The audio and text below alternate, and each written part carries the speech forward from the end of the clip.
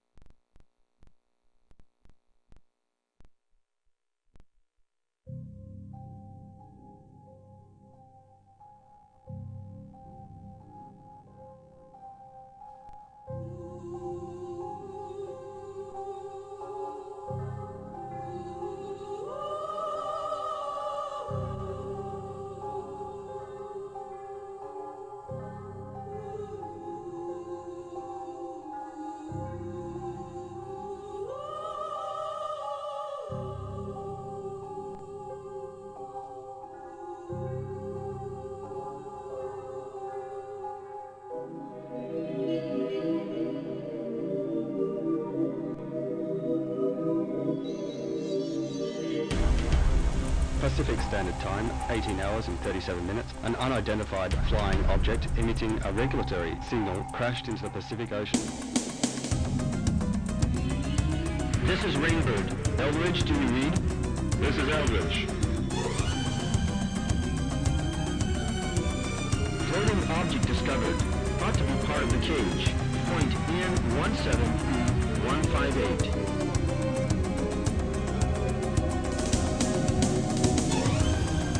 Roger, Rainbird. Did the cage sink to the bottom? That's very possible.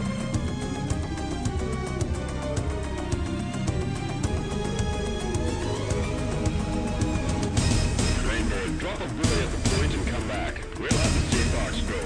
Roger.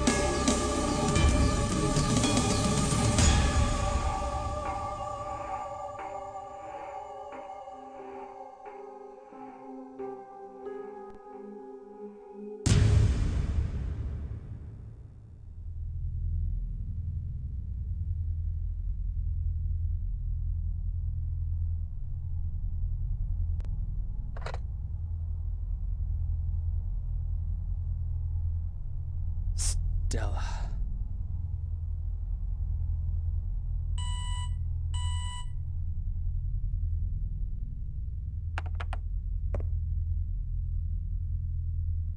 Chief! You don't have to yell, Mookie. I can hear you just fine. It's an emergency! Sharon's drowning in the E-pool! Come quickly! I'm right above you. I'll be right there. Hurry, Chief!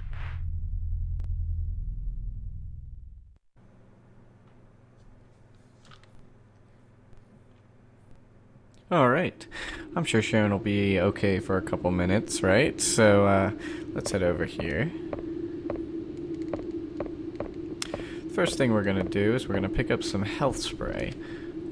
This appears to be an unlimited supply in this box, so we're just going to keep picking them up until it tells us we can't. There'll be a different message once we've reached our maximum. There we go.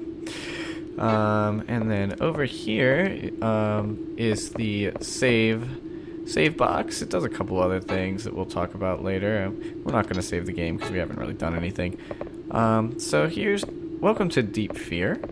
This is a game for the Sega Saturn, like I said before, and as you can surely tell, it is a pretty blatant Resident Evil ripoff, and that's okay. There's nothing wrong with that. But you press forward, you go forward, you press back, you go back, and you press the left and right, and you turn in place. So these are tank controls. The cameras are fixed and pre-rendered backgrounds. And I'll just read you something that's on the front of the box just to show you just how similar those two games are. It says on the front of Deep Fear, hereafter we will have desperate days with nowhere to escape.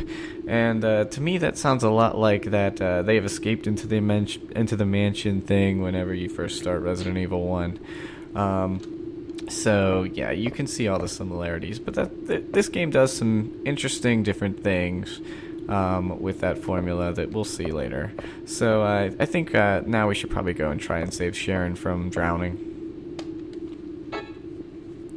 And as you can see, I am playing the Japanese version. It has English voices, so it's pretty easy to follow. It doesn't really get in the way. Chief!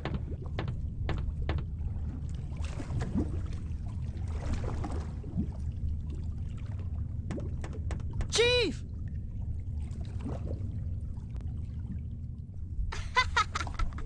What's going on? April Fools! Did you forget it's April Fool's Day? You know, we don't have time for these fun and games. Sorry, Chief. The mood around the big table had been kind of stuffy lately. So, I had to play a joke before going crazy. What do you mean, stuffy? You were just transferred here a week ago, so you may not have noticed, but it's been especially stuffy lately. The Army people have been really uptight. Releasing Navy area arm. Switch off Seafox automatic pilot system and adjust the blast. Roger. Seafox automatic pilot system off. Seafox, play ball. This time Mermaid may be waiting for you. Yeah, I wish. If only they were real mermaids. Yeah, definitely. What was that? Hey, stop! Seafox, do you read me? Seafox, what's wrong?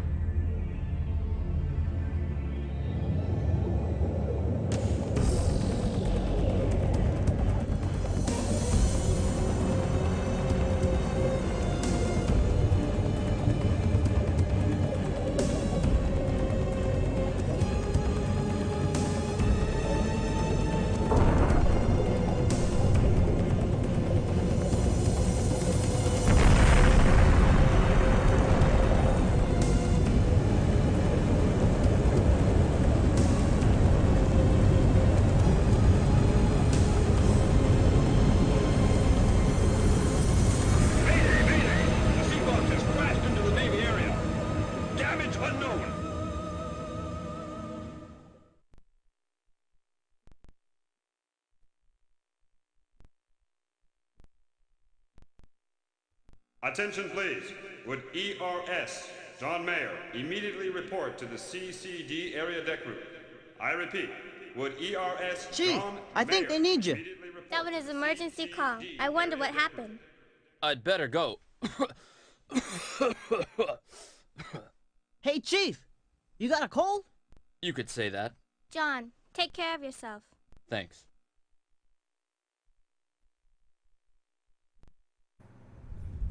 Alright, I forgot about that cutscene right there. Sorry about that. And one thing I wanted to point out, as you could probably tell, this game has pretty high production value. Like I said, the game was released in 1998, and Sega must have had pretty high hopes for it. I mean, Resident Evil was pretty much the biggest name on the block back then, so they probably thought they could steal some of that success. But in 1998, as you know, the Saturn was pretty much dead in the United States and doing better in Japan, and that's why it was released in Japan, and then for some reason released in Europe. which is kind of surprising, honestly. But the European version is, as you probably predict, pretty rare and very expensive, just like a lot of the late U.S. releases, like Panzer Dragoon Saga and Burning Rangers. So maybe Sega had plans for this to become a series, but it didn't happen.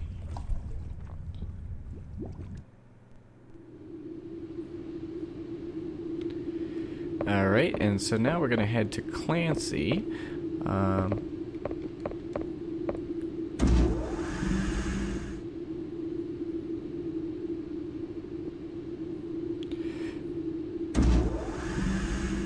And just to orient you a little bit about where we are, the place that he's walking around right now is called the Big Table. It's some sort of underwater base, some sort of underwater Navy base. And then that submarine that crashed was called the Sea Fox.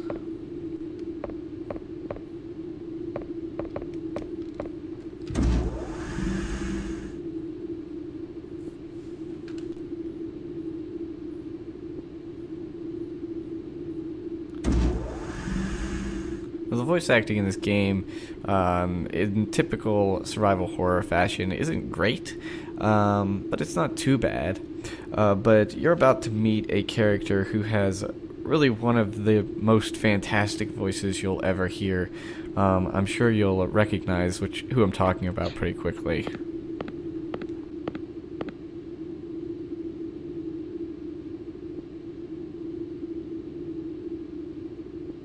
Mayor, we've got a serious situation.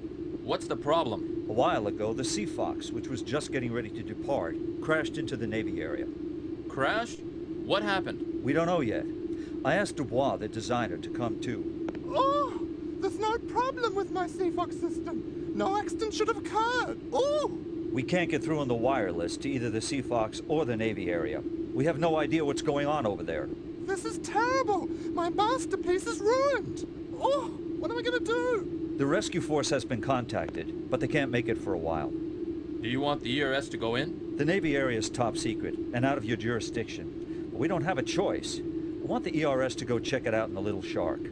We're ready to leave any time. Dubois, the Navy area diagram. The Navy area has an emergency pool which you can come out of.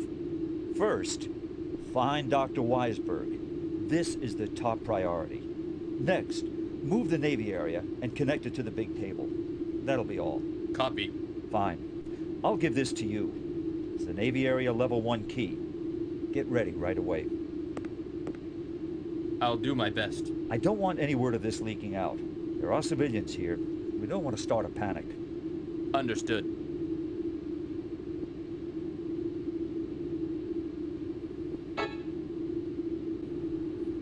Alright, so that was Dubois. You have to wonder where he was going with that voice. You have to think this game was developed by Japanese developers, and I guess they didn't really, they couldn't really hear how ridiculous he sounded whenever he was giving his lines. Overall, the voice acting is not terrible. Mookie is a little stiff, as you'll probably see in a couple of these scenes coming up, but it's not bad.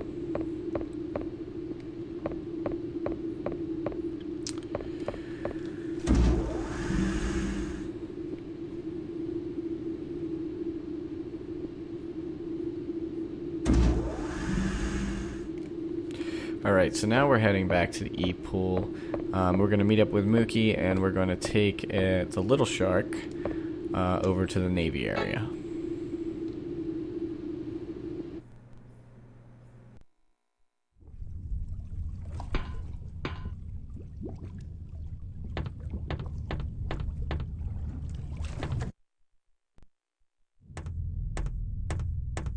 Sharon was worried that you were mad. I'm not mad. More importantly, Mookie, how's the Little Shark? Best conditions. Like the Yankees in '96. Why? What's up? An accident in the Navy area. We're the first to go in. You mean we get to go in and check out the Navy's secret weapons with our own eyes? Hey, this is no joke, Mookie. You've got an important job to do. I'll fill you in later. Yes, sir.